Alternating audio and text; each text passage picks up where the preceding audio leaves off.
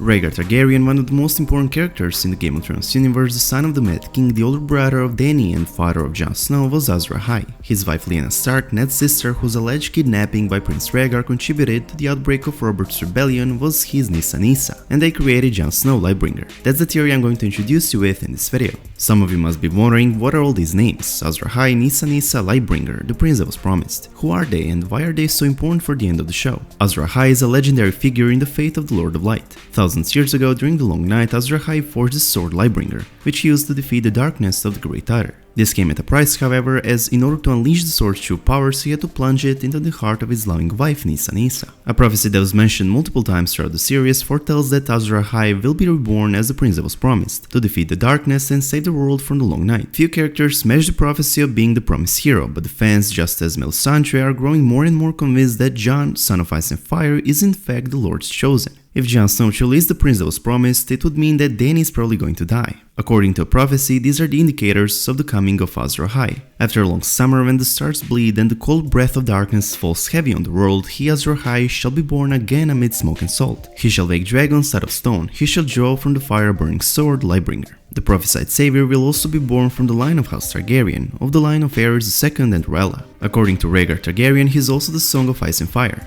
On the TV show, the first time we met with Azor Ahaa's prophecy was the scene in which Stannis wields a magic sword that was forged by plunging a blade through the burning statue of the maiden at the Sept of Dragonstone after Melisandre convinced Stannis that he is the prophesied prince. That ceremony was meant to be rebirth of Azor Ahaa. The burning statues of the seven provided the smoke and the waves, on the shores of Dragonstone provided the salt. Although Stannis Baratheon does match the description of being born from the line of House Targaryen because his grandmother was a Targaryen, he was not born from the line of Mad Aerys and Rhaella. And also, while Stannis' sword shined thanks to Melisandre's magic, it gave off no heat, meaning that the sword could not possibly be Lightbringer. After Stannis is defeated in battle and Jon Snow is raised from the dead, Melisandre claims Stannis was not the prince, but someone must be, suggesting and later confirming that she now believes Jon is the prince that was promised. Now let's see if Jon Snow truly is Azor Ahaa. After a long summer, Azor Ahaa will be reborn amid smoke and salt, prophecy says. This could point on Jon's resurrection. He was reborn after he was stabbed to death by Night's Watch traitors. So here we have rebirth, but what about the smoke and salt part in the prophecy? Well, in my opinion, the wall could represent the salt, since in the books it's told that the wall contains the salt in it. Quoting from the books, the door's upper lip brushed against the top of Bran's head, and a drop of water fell on him and ran slowly down his nose. It was strangely warm and salty as a tear.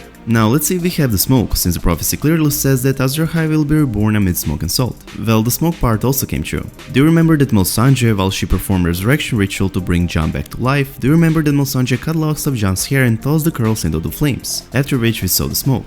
It said that the prince that was promised should have the blood of a dragon, should be born of the line of the Mad King, Aerys Targaryen and Rhaella Targaryen. Jon matches this description as well, as he's the son of Rhaegar and therefore Aerys and Rhaella are Jon's grandparents. Before I continue, let me just highlight that the showrunners know from George R. R. Martin himself who Azor Ahaa is, and therefore we should pay attention to every single detail that hints who the prophesied savior is, no matter how small. With that being said, let's go back to the final episode of Season 6. Beside revealing that Lyanna Stark is Jon's mother, they also reveal that Jon was born under a bleeding star, which fulfills the part of the prophecy which says the prince that was promised will be born under a bleeding star. As we could see, Eddard Stark entered the Tower of Joy with a bloodied sword Dawn, the ancestral sword which was forged from a fallen star. Thus Dawn covered in blood counts for being born under a bleeding star. Yeah, I think it does. It's also important to highlight a few other facts, like for example, when Melisandre looks into her fire to see Azor Ahaa, Melisandre only sees things related to either Jon or Snow. The second thing that I'd highlight is Jon's dream that he dreamed in the books, a dream in which he fights the others with a red sword burning in his hand. In Dany's vision of past in A Clash of Kings, Rhaegar also says that his son is the prince that was promised, and his song is the Song of Ice and Fire. However, it's not only Jon who matches the description of the prophesied savior. Daenerys does as well, which another red priestess recognized. When Melisandre, upon learning of Dany and her dragons, comes to Dragonstone to state her new belief. It's not only Jon who is tied to the Azor Ahaa prophecy, it's both Jon and Dany. Melisandre told Dany that she has a role to play in the prophecy, as does Jon Snow. Since both Jon and Dany are tied to the Azor Ahaa prophecy, which includes a historic legend of a hero sacrificing his life in order to save the world from the Long Night, many fans interpreted Dany's role in Long Night most likely being her eventual sacrifice and death. Basically, in that theory, after a huge amount of casualties, and upon realizing that their chance to survive the Long Night is small, Jon will realize that he has to do something horrible in order to end the Long Night.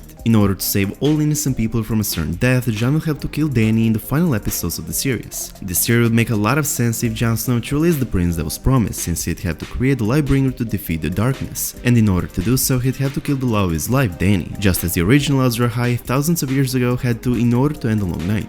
But what if Jon is not the prince that was promised, but is the Lightbringer? In this theory, the man they prophesied in the ancient books is actually Rhaegar Targaryen. Lyanna was his Nissa, whom Rhaegar sacrificed by creating the Lightbringer, Jon Snow, the one who will bring the dawn. So basically Rhaegar, the prince that was promised, will defeat the Night King the same way the original Azor Ahaa did with his fabled weapon Lightbringer. Except in this case, Lightbringer is not a sword, but rather a person named Jon Snow. In his youth, Rhaegar Targaryen himself actually believed that he was the prophesied prince, and so did his great-great-uncle Mr. Aemon, before they both become convinced that the savior was actually Rhaegar's son Aegon instead. This is what Mr. Aemon had to say about the prophecy in A Feast for Crows.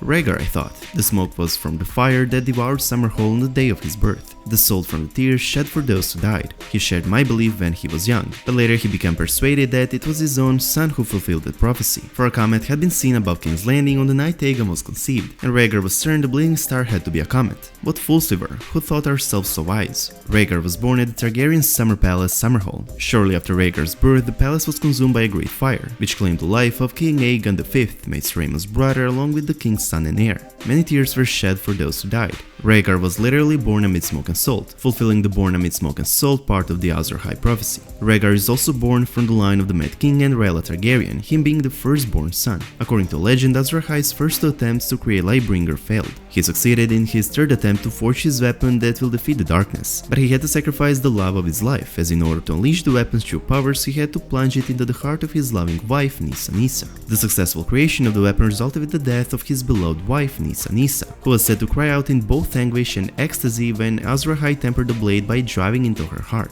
Similarly, Jon Snow was Rhaegar's third child, and his creation resulted in the death of Rhaegar's beloved wife Lyanna Stark, who could be heard by her brother Eddard crying out in anguish and ecstasy from inside the Tower of Joy as she was giving birth to her son. In Dany's vision of past in A Clash of Kings, Rhaegar said that his son is the prince that was promised. As Game of Thrones taught us, the prophecies can be tricky, as in this theory his son is not actually a prince but rather the weapon Lightbringer, created by Azor Ahaa, Rhaegar himself and his wife Nissa Lyanna Stark. Ironically, it turns out that Rhaegar was right the first time. He himself was Azor Ahaa all along. Lyanna was his Nissa and Jon is his creation Lightbringer, Rhaegar's weapon that will defeat the Night King and end the Long Night. Perhaps A Song of Ice and Fire is the melody that Rhaegar composed when he created his son, who would go on to become the weapon that will kill the Night King and save all of Westeros from the Long Night. And as always, I hope you guys enjoyed this video. If you did, please make sure to subscribe to our channel, and I hope to see you in the next one. Peace.